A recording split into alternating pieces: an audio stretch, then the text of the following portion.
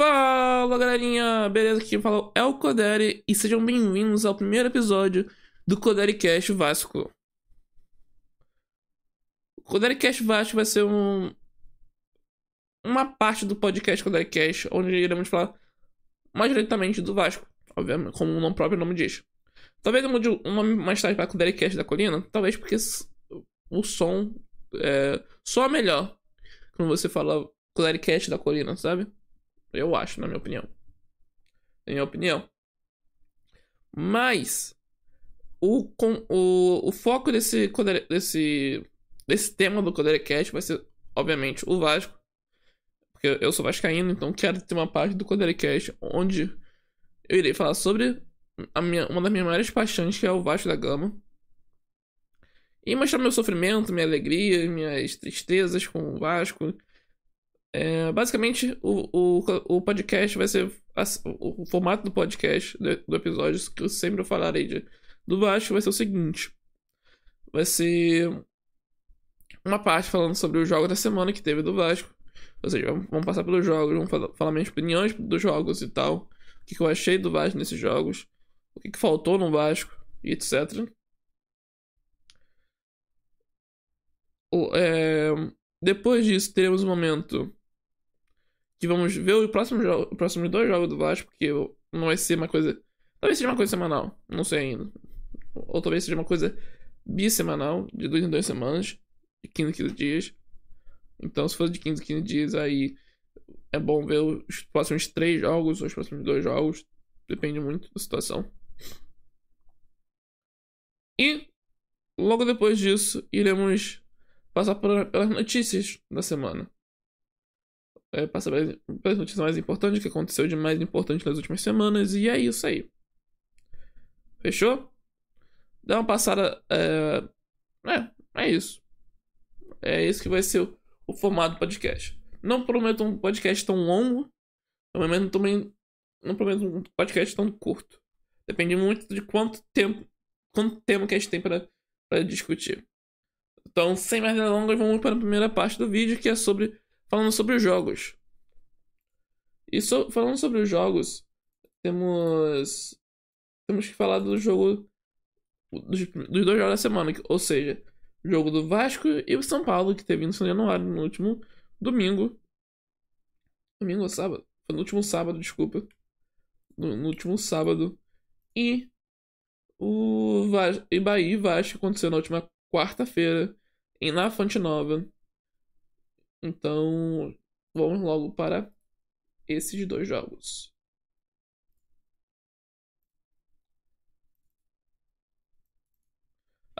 Aliás, só para avisar, toda a gravação do Coderecast Vasco, de todos os episódios do Coderecast, são feitos ao vivo no nosso canal da Twitch. Então, se você quiser acompanhar a gravação ao vivo e se interagir com a gente no chat, você pode ir em twitch.tv/Coderecast e você encontrará a gente ao vivo todas as manhãs de 11 ou das 11 horas, começando a gravação do episódio. Beleza? Então, o primeiro jogo que tivemos foi Vasco-São Paulo. O Vasco com um novo técnico, obviamente, depois da demissão do Boina, do Álvaro Pacheco. Foi a campo com o Rafael Paiva. E todo mundo teve uma campanha de protesto e tal. Uma campanha de protesto das torcidas organizadas do Vasco, em que fizeram uma campanha de público zero no estádio. Tanto que no final das contas teve 5.000 pessoas apenas em São Januário, o que não é nada normal para quem conhece o Vasco. E nesse clima já pesado, já de começo de jogo, e com um técnico interino, que é o Rafael Paiva, o Vasco foi a campo com o melhor que tinha. Pelo menos o lado bom é que eles tiraram os jogadores que a gente não gostava, que era no caso do Léo Pelé, no caso, do Galdamés, Esforza, Rossi. Todo esse pessoal tava de fora nesse jogo. Que ajuda muito. E o Vasco apostou em uma estreia não titular. Foi a Estrela. E foi uma estreia muito bem-vinda, aliás. Porque fez um jogo bem seguro, fez um jogo bem adulto e bem maduro, pra ser sincero. E, na minha opinião, o maior ponto a se falar desse time foi o psicológico. Porque o Vasco levou o gol no começo do jogo, tipo, aos 6 minutos, 10 minutos, alguma coisa do tipo. Teve o gol do André Silva. Aliás, André Silva que o Vasco queria. Tinha tudo pra contratar e não contratou. E, pô, aí, quando o Vasco levou o gol em 10 minutos, aí já pensou, pô, vai ser caça-paros, vai ser um vexame de novo. Mas quando a gente viu que o Vasco, mesmo tendo sofrido gol no começo do jogo, não se deixou abater e continuou indo pra cima, e continuou indo pra cima. E trabalhando a bola mesmo, a gente percebeu que o time e o ambiente já tava diferente. O time. O time tava indo pra cima, o time tava trocando passe pra cá, pra lá, propondo o jogo, uma coisa que o Vasco não fez em nenhum momento com o Álvaro Pacheco. E há muito tempo não fazia. Desde o jogo contra o Fortaleza, por exemplo. Então, nisso já foi uma coisa muito boa que começou a aparecer no jogo do Vasco mesmo. Mas logo então, o Vasco conseguiu um empate com uma linda jogada de Paulo Henrique e Adson, que achou uma jogadaça no fundo no fundo da ponta direita para cruzar, bater no jogador do São Paulo, quase entrar e depois basicamente depois o cara tentar tirar e bater no jogador do São Paulo de novo e entrar pro gol. E depois disso o Vasco só mandou em campo. Depois do empate, o Vasco foi o único a jogar em campo. O Vasco, logo no finalzinho do primeiro tempo, foi lá e empatou com uma jogadaça de Adson de novo. Aliás, Adson sendo um destaque muito importante nesse jogo. E que jogou o passe pra Estrela. A Estrela foi lá, fez um gol adulto pra caraca. Um golaço. Que ele saiu de cara pro gol, cortou pro meio, tirando dois da marcação e chutou no canto direito de Jandrei, fazendo 2-1. E no segundo tempo só deu Vasco. No segundo tempo o Vasco foi lá, fez logo aos 15 minutos, alguma coisa assim, fez o 3-1. Fez com quem mesmo? Com o Leandrinho, uma jogadaça de DVD. DVD viu a infiltração do Leandrinho, tocou pra ele. Leandrinho foi lá, é, a lateral mesmo, chutou de esquerda e mandou, fez um golaço. E depois disso, pra finalizar, pra acabar com a chance do São Paulo de ter alguma reação no jogo, uma linda jogada de. De quem mesmo? De JP, acho que foi de JP, também na base. É, ele joga, tipo, ele dá uma cavadinha de passe assim pro DVD emenda de primeira. Um vôlei muito bonito, dentro da área, pra fazer o quarto gol e fechar o caixão do jogo. Ah, isso, e assim terminou o primeiro jogo entre Vasco e São Paulo. Aliás, um jogo muito bom de todo mundo. Aí você pergunta, o Verratti não fez gol. Mas o Verratti estava em outra função nesses últimos dois jogos, pra ser sincero.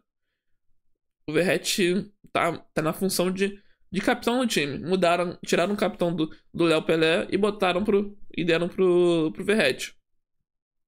E só disso mudou o time todo, porque o Verratti assumiu essa posição de líder mesmo. Pegou afinco essa posição. Ele tá dando tapa na cara de todo mundo. Tipo, tapa na cara de carinho, não de bruto. Não de furioso, de agressão. E tá reunindo o time, tá tentando controlar o time todo. Falando, manda aqui, manda ali, manda ali. Vai ali, passa aqui, passa por dentro, passa por fora. Aí no final dos tempos eles vão lá, se fazem questão. Ele chama todo mundo, faz questão de reunir em um círculo pra falar que. Pra dar aquela motivação, aquela engatada na moral, sabe?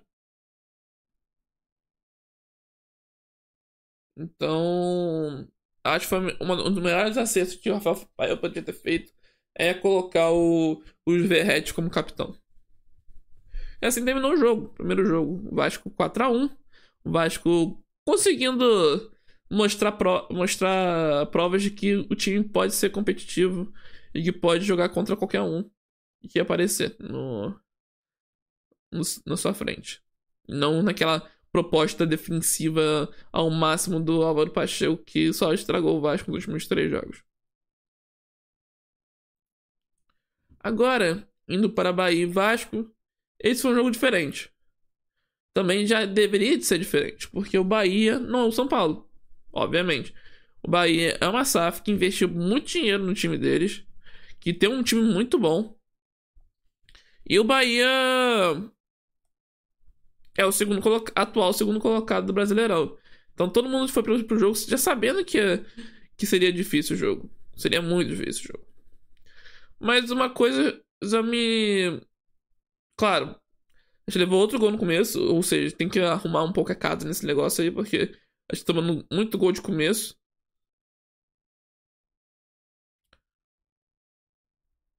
De começo de jogo. E isso não pode acontecer. Porque aí a gente tem que sempre ir atrás do resultado e tal. Mas, mais uma vez, o Vasco não se abalou. E foi logo em seguida, tipo, uns 15 minutos depois do gol do Bahia.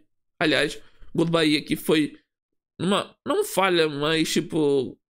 Desviou. Tipo, não foi um chute fraco. O Maicon deu uns carrinho. Carrinho? É, deu um carrinho. Desviou nele e acabou matando o Jardim e não conseguiu pegar a bola. Que, aliás, não havia necessidade nenhuma do. Do Michael cruzar, dar carrinho dentro da área assim desse jeito. Com risco, com o chute, com a força do chute que o Tassiano tinha dado. Mas enfim, acontece. Acontece ainda mais com o Vasco. Mas o time não se abateu. Foi lá logo em seguida. Conseguiu fazer. Logo em seguida não. Logo em seguida é forte. Tipo, uns 15 minutos depois, foi lá e conseguiu um empate num belo contra-ataque da equipe do Vasco. Sério. Claro, o Bahia teve muita chance no primeiro tempo, eu vou admitir isso. Mas acho que foi mais mérito. Mais porque a gente não tem uma zaga tão forte assim, infelizmente, porque. Porque o Michael, né? Difícil. O Paulo Henrique também não tava jogando muito bem. Até que a gente conseguiu fazer um contra-ataque. Bati em vocês. Até que o Vasco conseguiu um contra-ataque espetacular. Uma jogada. Com uma jogada incrível. Com uma percepção incrível do Adson. Que lançou pro Paulo Henrique em profundidade. Pra ele ir correndo, correndo, correndo. Ficar de cara pro gol. Errar o gol. Errar o gol. Sobrar pra ele de novo. Tentar o chapéu. Não conseguir. E logo depois tenta sobrar pro Estrela. Não conseguir também o domínio. Verratti joga pra trás. Vê o Adson. O Adson vê o Piton infiltrando. O Piton vai e joga pro meio da área. E Paulo Henrique consegue finalmente finalizar sem goleiro nenhum e fazer um golaço por parte do Vasco. E eu vou te falar, foi um golaço porque participou de todo mundo do ataque que participou. Foi o começo do Adson jogando passe pro Paulo Henrique correr em velocidade. Paulo Henrique chutou pro gol, chutou 2 vezes, tentou fazer as coisas, não conseguiu, sobrou pro Estrela. Estrela foi lá, deu o passe pro Verratti. Não, Estrela foi lá, tentou finalizar, não conseguiu. Pro Verratti, Verratti foi lá, segurou um pouco, jogou pra trás pro Adson. Adson viu a filtração do Piton, jogou Piton pra terminar com o Paulo Henrique fazendo um gol que tinha começado também a jogada antes. Então foi um lindo gol do Vasco, sério. Eu até gostei muito do gol.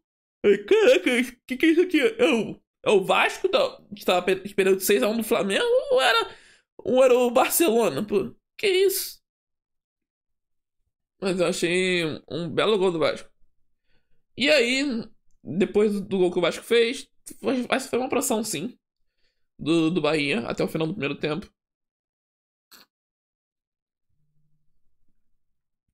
Sofreu uma bola na trave, sofreu quase gol do Cauli e tal.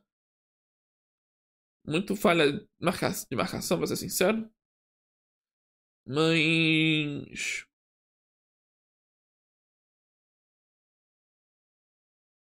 Mas fora isso, foi um primeiro tempo justo do Vasco. No segundo tempo, no segundo tempo começa a tristeza. No segundo tempo o Vasco começou muito bem. O Vasco começou jogando melhor, propondo mais jogo do que o Bahia. Tava até melhor do que o Vasco, do que o Bahia em muita parte do tempo, do segundo tempo. Mas aí, né, vem uma famosa interferência externa do jogo, que foi quando teve a expulsão de DVD. Ou do Davi. David. Ou DVD. Quem é vascaíno sabe quem é o DVD.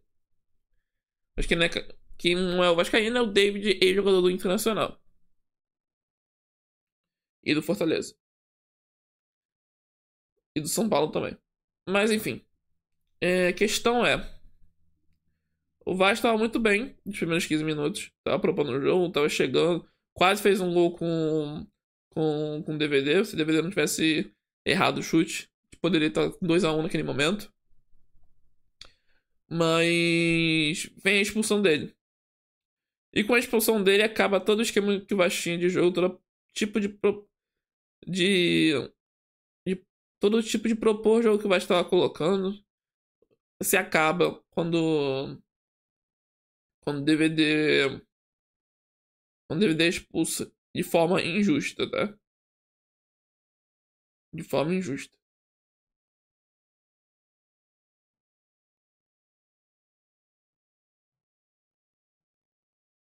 Porque, tipo, qual que é como ele foi expulso primeiro, né?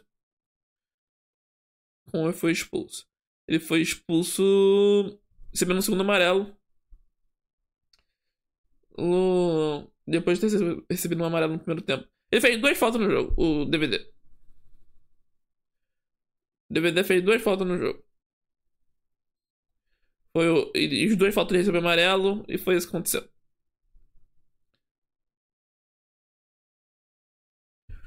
E nisso acabou o jogo pro Vasco. Na minha interpretação, foi de forma injusta a expulsão, porque é uma pessoa que tá dominando aqui a bola. Tá segurando assim com a mão pra baixo.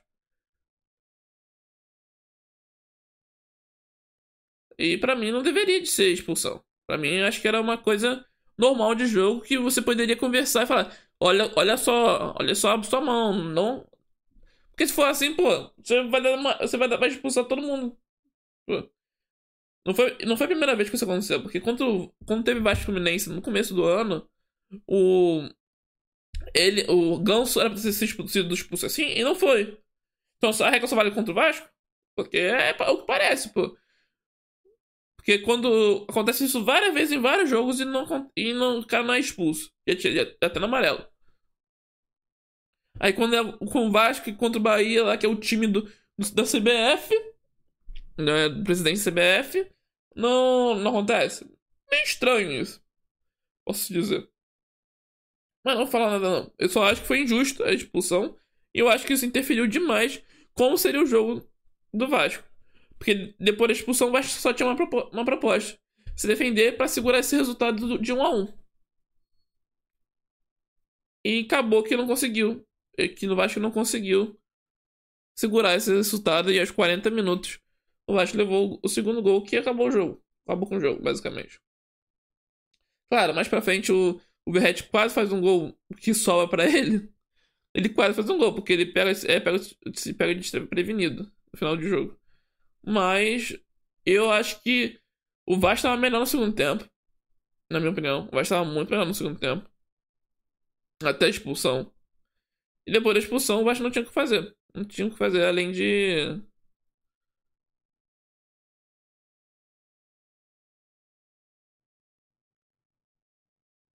Além de. Né? Além de se defender. Que foi triste, porque o Vasco realmente estava jogando muito bem. Minha opinião. O Vasco estava jogando muito bem.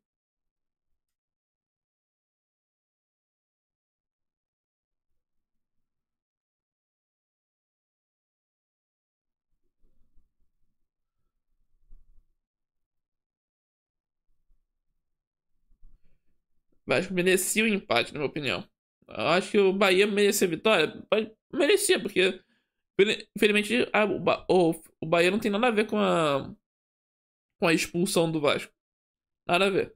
O Bahia foi lá, fez seu jogo, ganhou o jogo. Simples. Mas o Vasco merecia o empate porque foi. O Vasco jogou melhor o segundo tempo até a expulsão. Só que a expulsão acabou com o jogo. Então tudo que acontece depois da expulsão não tem como julgar o Vasco porque não é culpa do Vasco. É a situação que colocou o Vasco em ter que se defender até o final. Infelizmente. Mas aí, depois desse jogo aí, o meu retrato da semana do Vasco foi que houve muita melhora no time, tá? O time com. A gente viu três times esse ano: o time com Ramon Dias, o time com Álvaro Pacheco e o time com Rafael Paiva. Das três oportunidades, o time com Rafael Paiva foi o que melhor jogou bola. Melhor apresentou futebol, que conseguiu competir com qualquer time que tinha. Minha opinião. Foi isso que eu tô falando. Porque vamos lá. O Rafael Paiva teve o quê? 5 jogos? O Rafael Paiva jogou contra 6 jogos, eu acho. O Rafael Paiva jogou contra o. 2 vezes com o Fortaleza, pela Copa do Brasil. Que não perdeu nenhuma das 2 partidas. Foi 0-0 fora e 3-3 em casa. Aliás, um ótimo resultado para jogar fora. O Palmeiras acabou de ir lá na Fortaleza e perdeu de 3-0 pro Fortaleza. Então, né? Isso já mostra um bom trabalho que o Rafael Paiva fez pra conseguir esse empate lá. E o 3-3 em casa, que eu acho que passou na.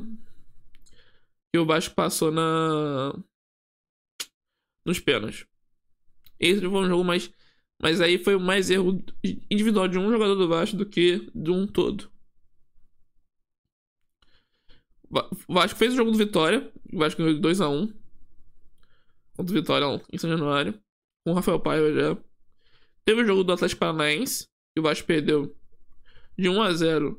Mas que foi também por culpa de um jogador, de uma falha individual, que foi do Hugo Moura, que errou um passe. E acabou fazendo uma expulsão que não era pra se fazer. E aí jogou o time todo e o Vasco quase empatou aquele jogo, mesmo com um a menos. Mas o que? E aí teve o jogo do São Paulo, que foi 4-1, que o Vasco ganhou. E teve agora esse jogo do Bahia, que o Vasco perdeu, mas perdeu jogando muito bem. E perdeu só porque, né? Tava com um jogador a menos de novo. Então, eu só tenho elogios a fazer ao trabalho de Rafael Paiva até agora, porque são 6 jogos, 2 vitórias, 2 derrotas e 2 empates. Ele é bem equilibrado. Ele é bem balanceado em termos de resultados. Mas só que ele consegue colocar esse time pra funcionar. É isso que eu tô dizendo. Ele consegue colocar esse time pra funcionar. Ele consegue fazer esse time competir com qualquer time. O que o Álvaro Pacheco ou o Ramon Dias não tá conseguindo fazer. E isso é um problema. Porque o Vasco, a gente sabe que o Vasco não tem peças o suficiente pra bater de frente com os melhores jogadores, com os melhores times do Brasil, melhores elencos. Mas se você consegue competir pelo menos, mesmo com essas dificuldades, é o que basta, pô. Por exemplo, Juventude não tem o melhor elenco do Flamengo, mas foi lá e ganhou do Flamengo em casa, 2-1. Então, o Vasco tem que ter esse pensamento. Se o Juventude tem esse pensamento de que pode ganhar do Flamengo mesmo com toda a diversidade, toda a diferença de elenco, o Vasco também pode, pô. É isso que o Vasco tem que pensar. O Vasco não pode ir. Contra o Bahia lá, vão se recuar, vão jogar retrancado, defensivo. Não, o Vasco tem que jogar, propor seu jogo. O Vasco tem que botar quem quer jogar, quem tá com raça, com vontade pra jogar. Quem se dá 100% no jogo pra ganhar. E é isso que eu acho.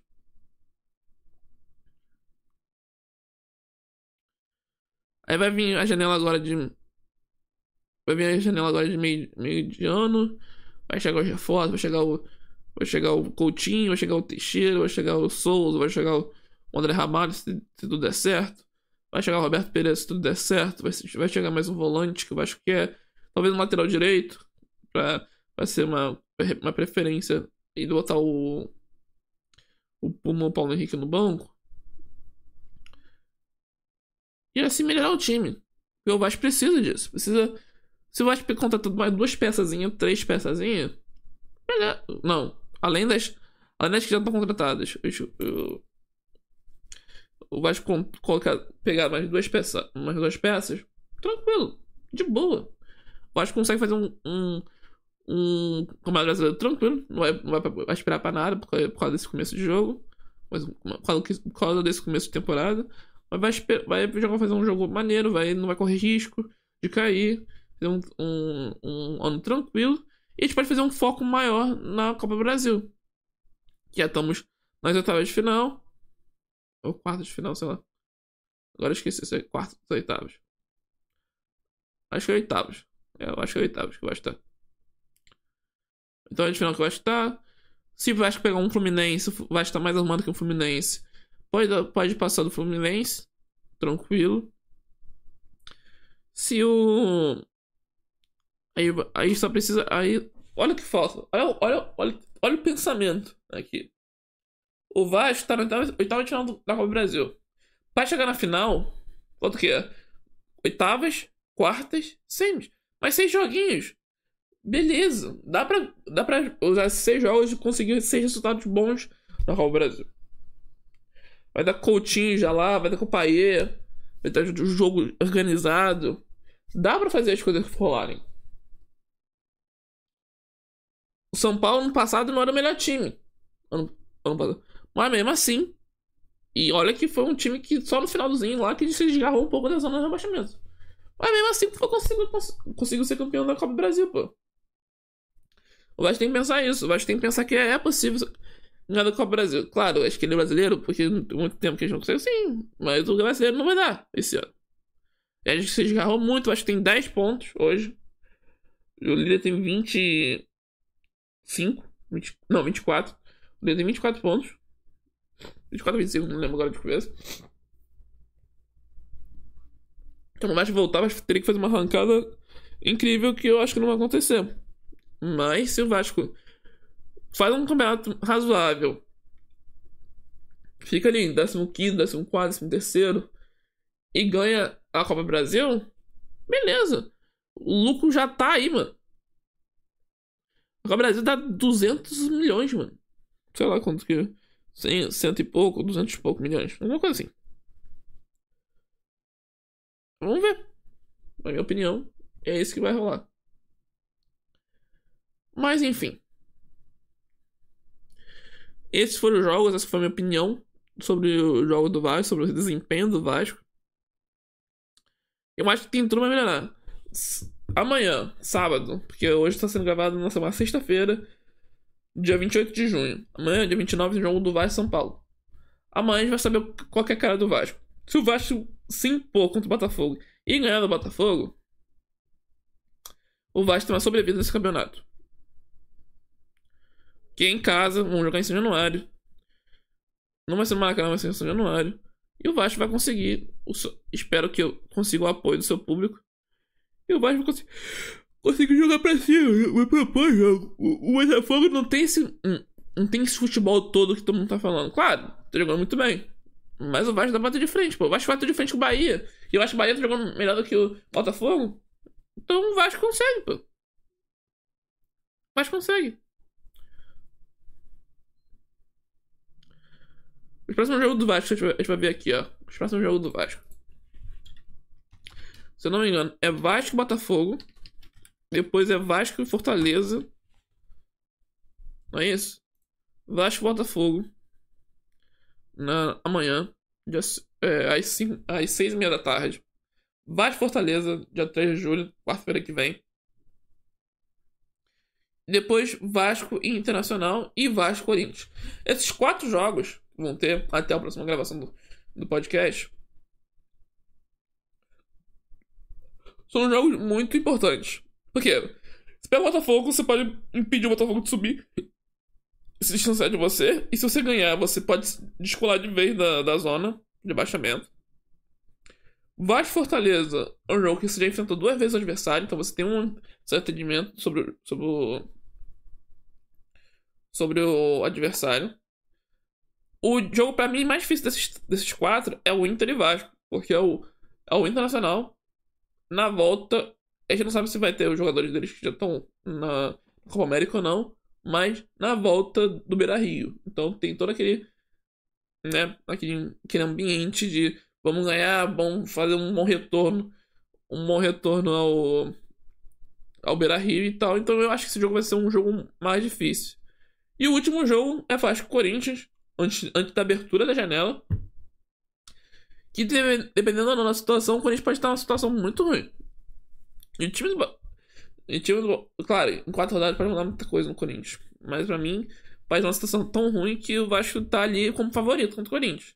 Só que a questão do Vasco Corinthians, por ser Januário, o favoritismo é do Vasco. Tem a questão de que o Vasco é freguês do Corinthians. Isso ninguém diz o contrário, nem o Vascaíno. Desculpa, eu bebi minha água. Mas. Então tem essa coisa do tabu a ser batido e tal, que sempre que a gente tá perto de bater o tabu, está melhor do Corinthians. Isso não. Tá bom, não é batido. Mas acho que dessa vez vai acabar. Os tabus esse ano estão aí pra ser acabados. E eu acho que desses 4 jogos aí, o Vasco consegue 9 pontos. Eu acho que faz perto pro Internacional. O Vasco tem capacidade de ganhar do Botafogo, o Vasco tem capacidade de ganhar do Fortaleza, o Vasco tem capacidade de ganhar do Corinthians. 3 jogos em casa, 3 jogos que pode ganhar, sem dúvida. E o único que eu acho que o Vasco não ganha é o de fora de casa contra o Inter, porque é a volta do Beira-Rio. Senão eu diria que o Vasco poderia ganhar também. Mas essa é a minha aposta pra esses próximos 4 jogos. Eu acho que o Vasco ganha 9 pontos dos 12. E o Vasco sai de vez na briga do rebaixamento e vai pra tentar ver se talvez consegue uma pré-Libertadores, alguma coisa do tipo. Ou se não for isso, a gente vai pro foco pra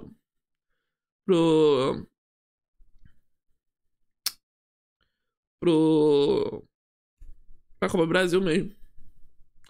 E é isso aí. E agora, vamos para o quadro Notícias da Semana.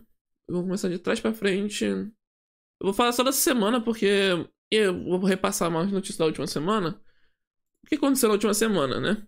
Na última semana, foi anunciado que, oficialmente, através do Pedrosa, que o Vasco contratou o Souza e o Teixeira. Então isso é uma coisa ótima. Teve todo o boato do Alan querer voltar pro Vasco, mas que não se concretizou. Todo mundo falou depois que era não é uma fake news, mas que o Alan só voltaria pro Vasco se tivesse um esforço por parte do Vasco, o que não teve. Então o Alan já se apresentou ao Botafogo e já tá treinando com o Botafogo. Muita coisa.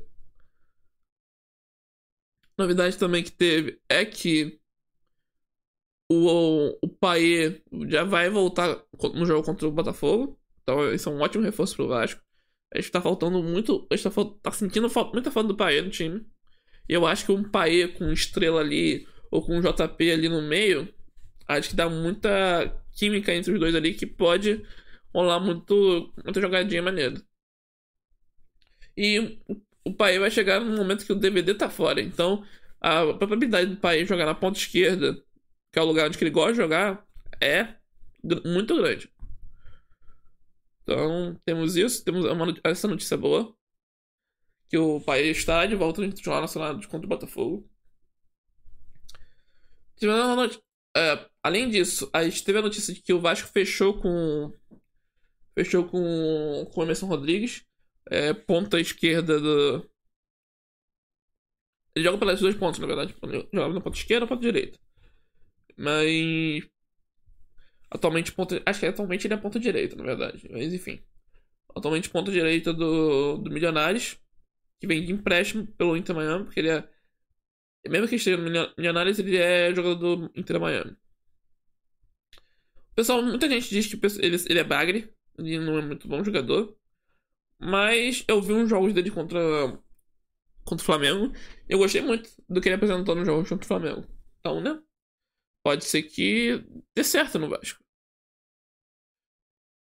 Então, ele é novo, tem 23 anos, então dá pra, dá pra mudar o jogador, dá pra mudar ele, então tá aí. Ele vai vir de empréstimo com opção de compra de 2 milhões e meio de euros.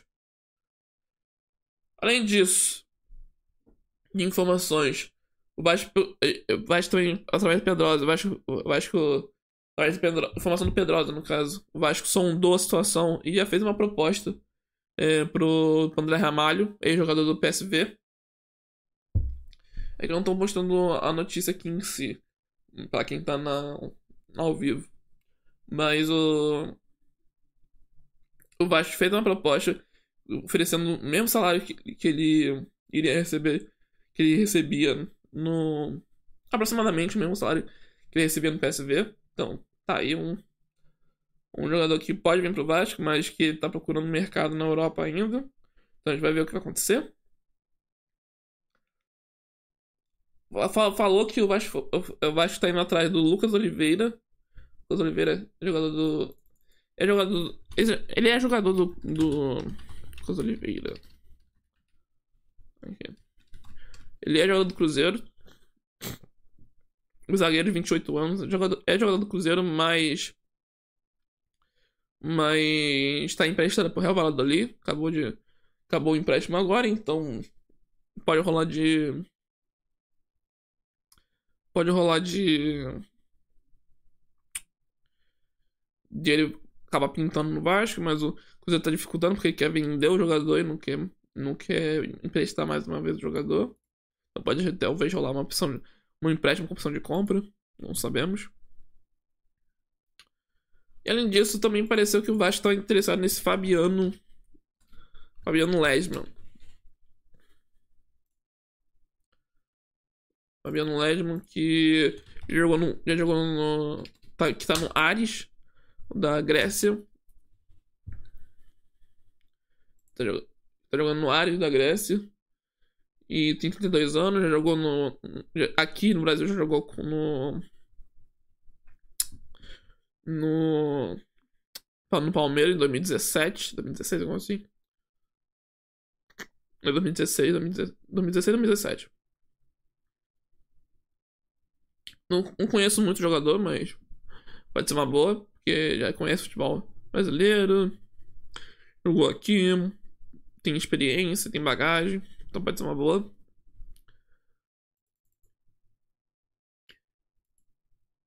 Aqui o André Ramalho, aqui, ó. André Ramalho. Esse daqui é o André Ramalho. Tem 32 anos também. Mas ele é muito experiente. Foi um dos melhores zagueiros, ou o melhor zagueiro do campeonato holandês pelo PSV. Tem experiência, tem muita bagagem também. Porque não é à toa que ele tá lá no PSV desde 2000. Desde quando? Aí tá emprestado pro PSV, parece. Pelos Red Bull Salzburg, pro PSV. Mas enfim, eu acho que se der certo isso daqui pra gente, seria uma ótima contratação e o Vasco precisando de um zagueiro que joga pela direita mesmo. Que falam que esse André Ramalho pode jogar tanto na zaga como na volância.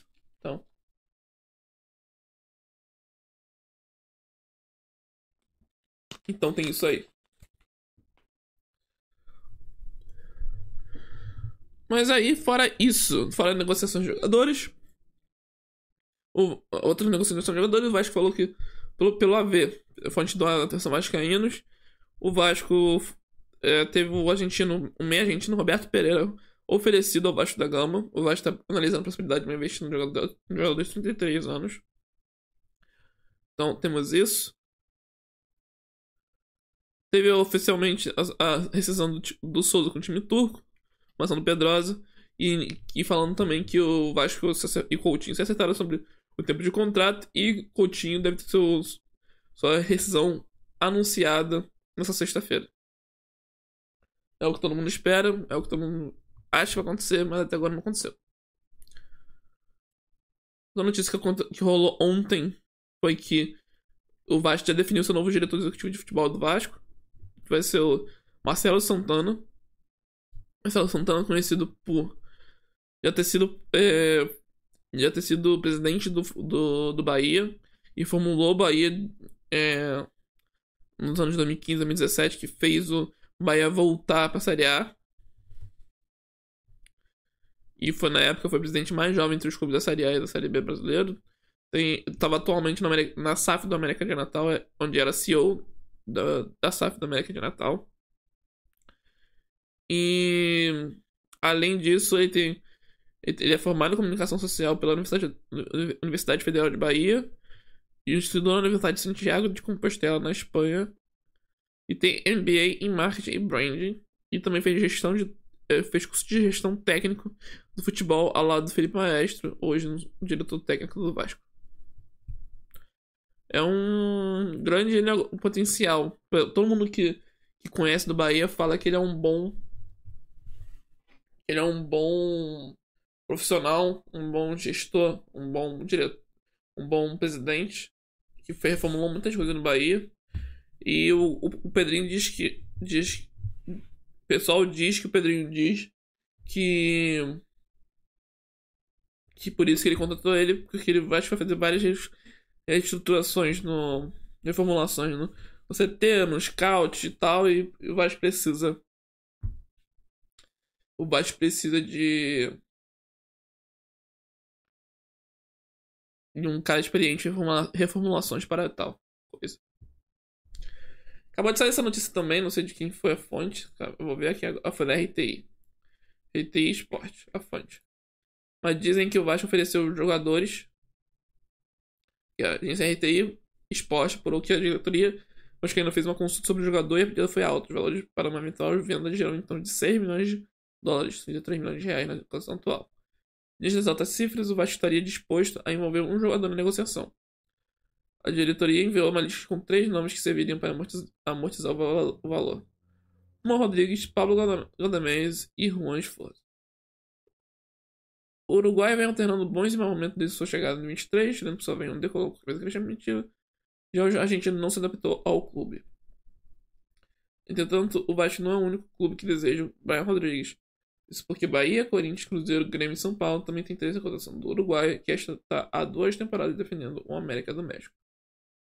E na segunda reportagem, o clube mexicano deseja reforçar as finanças. Brian Rodrigues já está na lista de jogadores industriais que parecem deixar o América. O desejo do atleta será fundamental para as negociações. Brian Rodrigues, segundo fontes próximas da negociação, gostaria de atuar uma equipe que esteja disputando competições internacionais. Dos 3, o Vasco é o único que não está jogando Libertadores ou Sul-Americano. Ele é da categoria de base em 2016, Brian Rodrigues, blá blá blá blá. É um desejo do Vasco, é um desejo deve ser do Pedrinho, mas que não deve rolar. Só se isso aqui acontecer.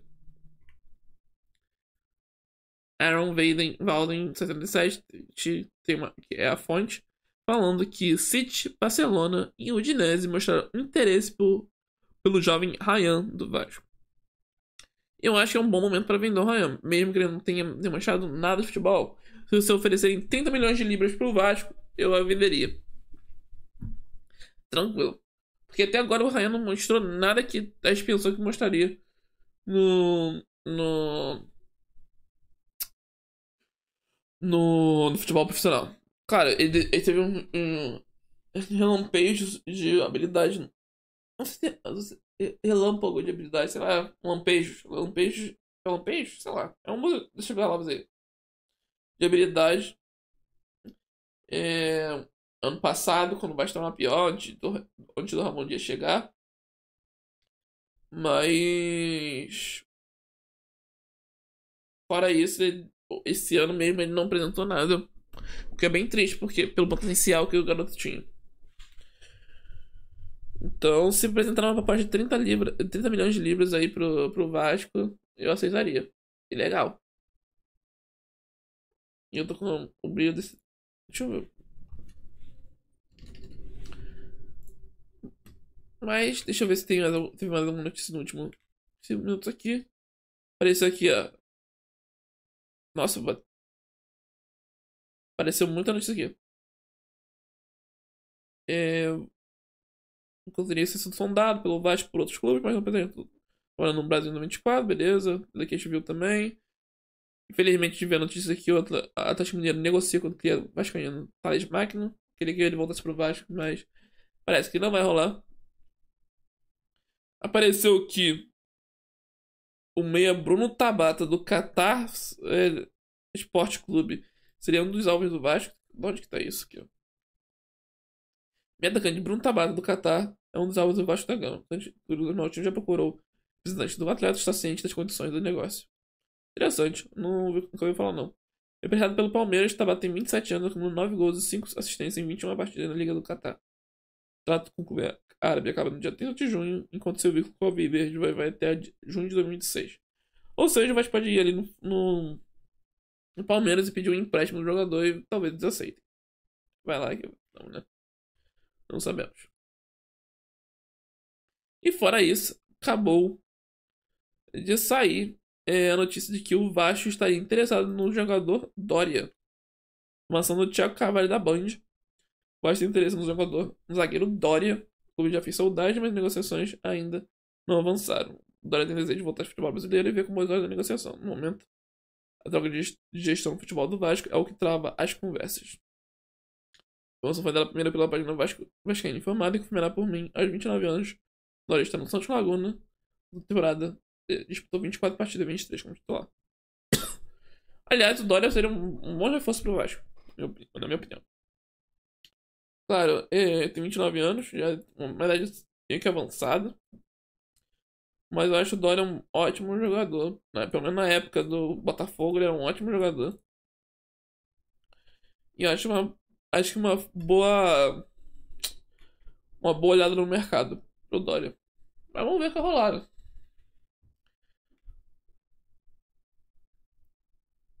Mas essas são as notícias da semana do Vasco da Gama. Dessa semana específica do dia 24 de junho até o dia 28 de junho. E você? Tem algum jogador que você acha que poderia encaixar no Vasco? Qual a sua opinião? Por favor, deixe nos comentários.